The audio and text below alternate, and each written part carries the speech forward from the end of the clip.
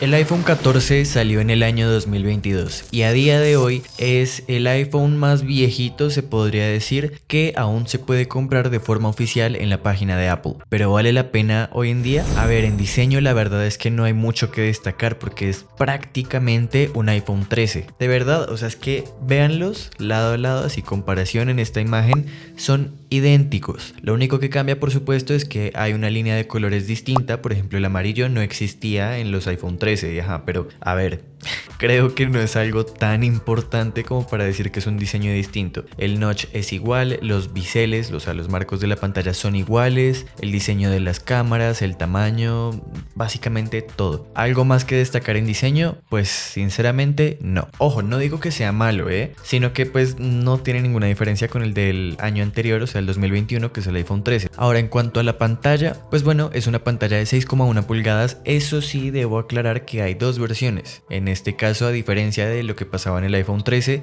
que teníamos sí dos versiones, pero una pequeña y una mediana. Mientras que acá tenemos una mediana y una grande porque tenemos el 14 Plus, que tiene una pantalla de 6,7 pulgadas. Así que eso debes tenerlo en cuenta si a lo mejor te interesa que sea un teléfono grande, ya que tienes esta opción con los iPhone 14. Pero bueno, aquí estamos hablando del modelo estándar y ese es de 6,1 pulgadas. Tecnología OLED, solo 60 Hz, como ya es costumbre en los modelos básicos de Apple, o sea, hasta el iPhone 16 tiene solo 60 Hz, lo cual es ridículo, pero bueno, es lo que hay. Y en cuanto a brillo, tenemos 800 nits, que considero que está bien. O sea, tú sales a plena luz del día, así que es un día soleado, y se ve bien. O sea, no es como que te tengas que esforzar un montón y buscar sombra para ver lo que está en la pantalla, no, lo cual me agrada. No es sobresaliente, o sea, obvio tenemos niveles de brillo superiores en los iPhones más nuevos, pero 800 nits me parece que está equilibrado, no vas a sufrir. Ahora pasemos al apartado de cámaras, que por supuesto es de lo más importante en un iPhone. La cámara frontal respecto a la del iPhone 13, pues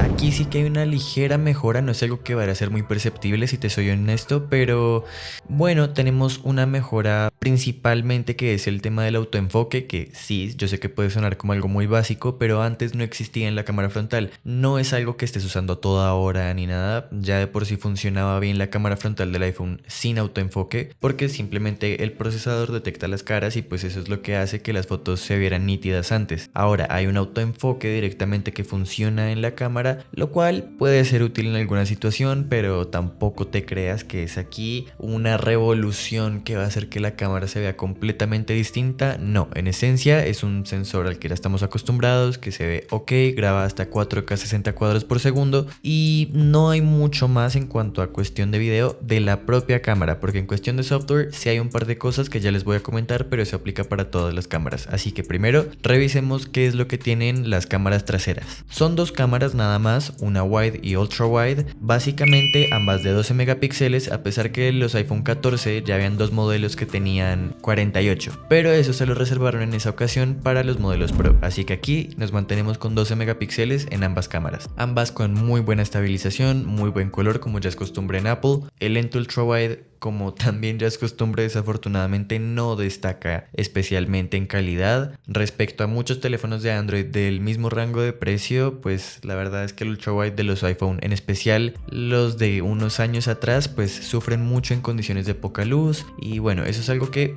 ya es costumbre, pero de día, por ejemplo, se ve muy bien. Ahora, las cuestiones de software, que al fin y al cabo eso puede ser un factor diferencial respecto a generaciones pasadas. Primero, tenemos una estabilización mejorada que por supuesto está muy ayudada por software, que es el modo acción. Se activa en esta partecita que están viendo en pantalla y simplemente te permite tener un video mucho más estable. Por supuesto, esto se hace también mucho por software y una especie de estabilización que funciona como recortando la imagen, y por eso ahí no puedes grabar a 4K, por ejemplo, pero sigue viéndose bastante bien y la estabilización la verdad es que es de locos. Y también una ligera mejora que tuvimos en esa generación fue el hecho de poder grabar a modo cine, que es este modo de video que te desenfoca el fondo así que se vea como más bonito, en 4K, cosa que antes no se podía porque en los iPhone 13 solo es hasta 1080 30 cuadros por segundo. Pero bueno, seamos realistas, eso es muy en gran parte gracias al procesador, pero ¿qué pasa con el procesador aquí? Porque este es un caso muy particular. ¿Y por qué digo que es un caso muy particular? Pues bueno, aquí Apple, yo no sé qué pasó, yo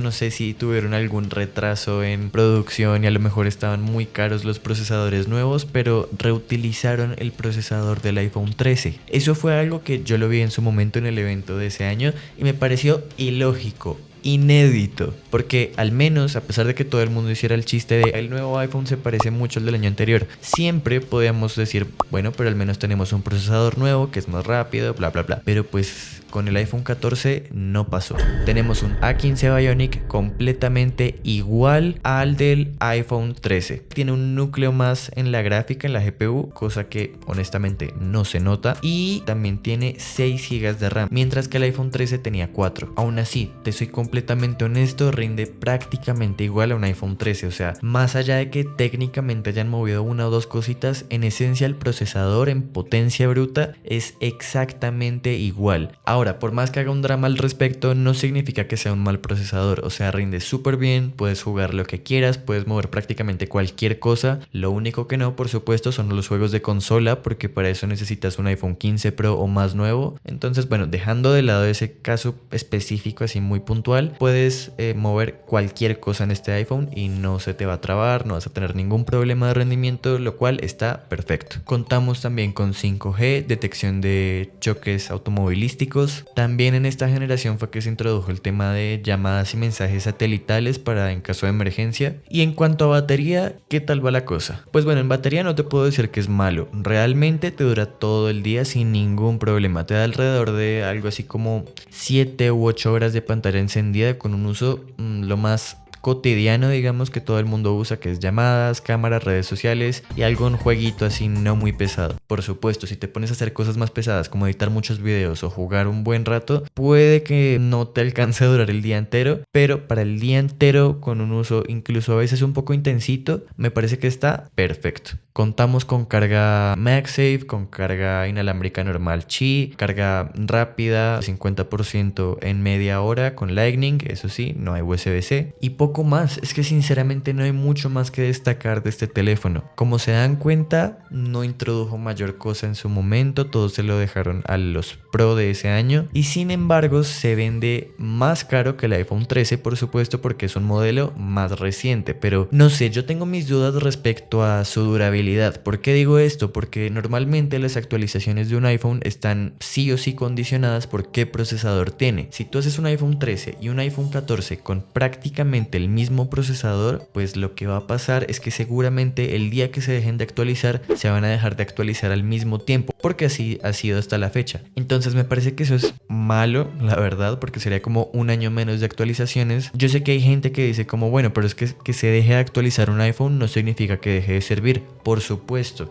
pero para nadie es un secreto que las actualizaciones de iOS son de las cosas más valiosas de los iPhone, y a pesar de que inmediatamente no es que todo deje de funcionar, eventualmente las apps dejan de dar soporte y dejan de servir en versiones viejas de iOS. Así que me parece un factor importante y más que nada por eso es que digo, no tiene sentido recomendar este teléfono. Insisto, no es que sea malo, pero tienes detrás por un poquito menos de dinero el iPhone 13 que te da casi todo idéntico por un menor precio. Tienes por el mismo rango de precio un iPhone 13 Pro que tiene mejores características, por ejemplo en la pantalla, porque es de 120 Hz, tiene más brillo, tiene un diseño más bonito a mi parecer, e incluso si dices no, es que no quiero un modelo Pro, quiero un modelo normal por la razón que sea, tienes el iPhone 15 por un poquito más de dinero, obvio, pero con características que valen para mi gusto mucho más la pena. Un mejor procesador, USB-C, un diseño que al menos cambia un poquito porque tienes Dynamic Island y la parte trasera también es distinta. Entonces, por donde lo veas, independientemente de que estés dispuesto a gastar un poquito más, un poquito menos o quieras mantenerte en el mismo rango de precio, hay opciones mejores dentro de Apple. Entonces no tiene ningún sentido este teléfono, o sea, es posiblemente de las peores compras que puedes hacer y repito, no es porque sea el propio teléfono malo, pero es porque por el mismo precio, menos o más un poquito, pues tienes opciones que son muchísimo mejores. Ese es mi consejo, la verdad. Igual analícenlo ustedes mismos, y las pocas cosas que tiene mejores respecto al iPhone 13 no me parece que justifiquen su precio, porque con eso vamos a terminar. El precio reacondicionado lo puedes conseguir por alrededor de $550, o al menos así es acá en Colombia, pero como mencioné al principio, este teléfono aún lo vende de forma oficial Apple. ¿Y a cuánto nos lo vende? A $600. Eso en Estados Unidos, porque ya sabemos que en España y en Latinoamérica pues el precio sube.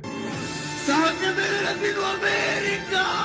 así que ponle más o menos que en general en todos estos países, pues nuevo lo conseguiremos alrededor de unos $700. ¡Qué locura! ¿Cómo me vas a vender esto por $700? ¡Qué barbaridad! Pero bueno, comenta acá abajo qué opinas sobre este teléfono. Si lo tienes, por la razón que sea, pues comenta igual cómo ha sido tu experiencia, que seguramente ha sido bastante buena, o si crees que hay algún detalle que me faltó mencionar. Sígueme en mis redes sociales, Instagram y TikTok, y nos vemos en el próximo video. Adiós.